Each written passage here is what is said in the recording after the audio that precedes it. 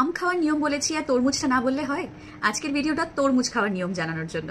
Water content বেশি আছে বলে অনেকেই মনে করেন যে বেশ খানিকটা তরমুজ খেয়ে নিলে বোধহয় সেটা শরীরকে কোনো ক্ষতি করবে না, বাট সেটা কিন্তু একদমই নয়। আজকে আপনাদের জানাবো তরমুজ কতটা খেলে সেটা শরীরের জন্য উপকারী। তরমুজের গ্লাইসেমিক ইন্ডেক্স বেশি থাকার কারণে তরমুজ খুব তাড়াতাড়ি কিন্তু ব্লাড গ্লুকোজকে স্পাইক করিয়ে দিতে পারে, কিন্তু যদি মডারেশনে খাওয়া হয়, মানে কোয়ান্টিটিটা কম করে খাওয়া হয়, তাহলে সেটা একদমই ক্ষতিকারক নয়। বরং তরমুজের প্রচুর ওয়াটার কন্টেন্ট এই গরমে আপনাকে অনেকটা স্বস্তি দিতে পারে। আমি অনেক সময় অনেককে বলে থাকি যে ফল আপনারা ছোট ছোট করে টুকরো করে খান। আজকে সেটাই প্র্যাকটিক্যালি আপনাদের দেখাবো যে এই কথাটা আমি ঠিক কেন বলে থাকি। আমি এখানে 4 পিস তরমুজ নিয়েছি। অনেকেই মনে করেন যে মাত্র 4 পিস তরমুজ তো খাওয়া যেতেই পারে, বাট আপনি যখন এটাকে ছোট করে কেটে একটা ছোট কাটোরির মধ্যে নিয়ে খাচ্ছেন তখন কিন্তু 4 পিস তরমুজ লাগছে না, তখন মাত্র 3 পিসেই কিন্তু কাটোরিটা ভরে যাচ্ছে।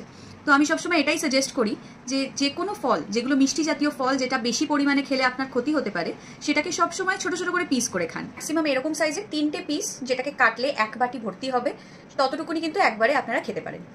আরও ভালো হয় যদি আপনারা এটার সাথে কিছু পাম্পকিন সিডস বা কিছু আমন্ড ছোট ছোট করে টুকরো করে অ্যাড করে নেন। প্রোটিন অ্যাড করার ফলে এটার গ্লুকোজ স্পাইক বাড়ানোর ক্ষমতাটা কিছুটা কমবে। ডায়েট মানে কোনো কিছুই খাওয়া বারণ তা কিন্তু নয়, শুধু জানতে হবে কতটা পরিমাণ খাওয়া আপনার জন্য ভালো।